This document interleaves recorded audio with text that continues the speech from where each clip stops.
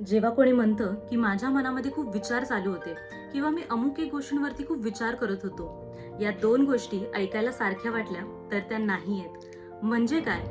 Thoughts म्हणजे विचार आणि थिंकिंग म्हणजे विचार करणं किंवा चिंतन. जरा नीट समजून घेऊयात.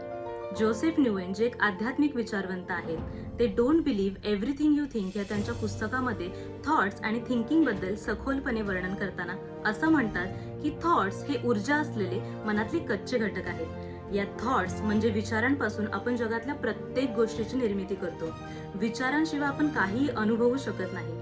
हे समजून घेणं खूप महत्वाचं आहे की विचार हे आपण करत नाहीत तर ते आपल्यामध्ये असतात.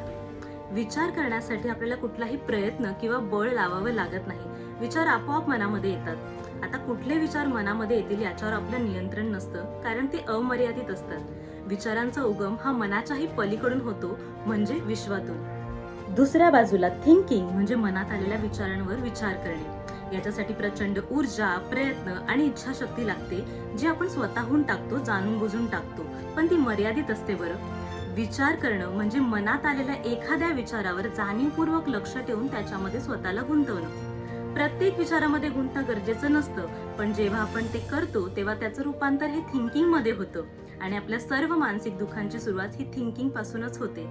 हे थिंकिंगच आहे जे आपल्याला भूतकाळात घडलेला त्रास आणि भविष्याची चिंता हे करायला भाग पाडतं आणि आपण एका जागेवर स्थिर नसतो. आपण एका जागेवर स्थिर नसल्यामुळे आपले निर्णयही कधी स्थिर नसतात. आणि याविषयी अजून जाणून घेण्यासाठी पुढचा व्हिडिओ नक्की बघा.